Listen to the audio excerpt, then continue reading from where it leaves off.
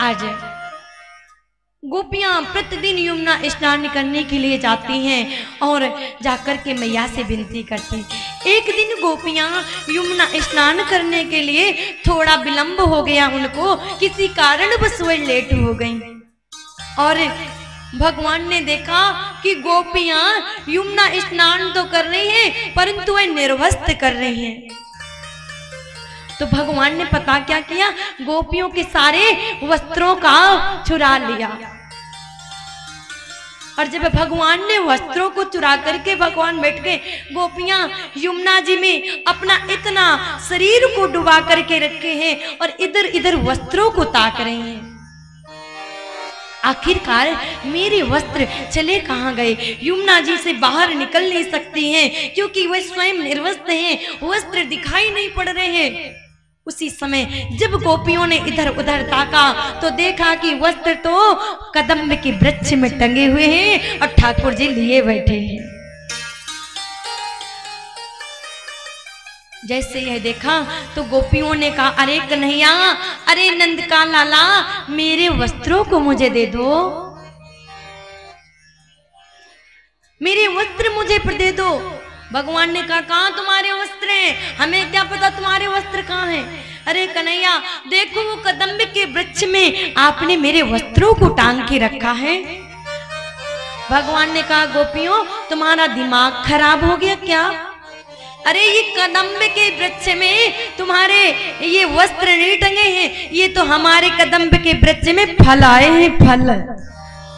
गोपियों ने कहा, फल तुम्हारे वृक्ष में इतने प्रकार के आ गए?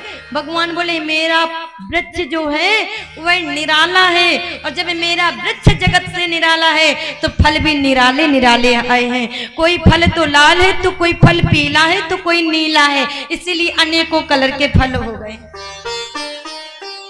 गोपियों ने कहा, नहीं ठाकुर, नहीं नंद के लाला, आप मेरे वस्त्रों को दे दो। भगवान ने कहा गोपियों से, वस्त्रों को मैं दूंगा तब जब आज के बाद कभी तुम यमुना जी में कहीं भी निर्वस्त्र स्नान नहीं करोगे। आओ आकर के अपने वस्त्रों को लो। भगवान से गोपियों ने कहा, मैं लेने नहीं आऊंगी, आप आ जाओ, आप मुझे वस्त्रों को दे दो। आज भगवान ने गोपियों के वस्त्रों को दिया। आज इस प्रकार से भगवान ने चीर हरण की लीला की है।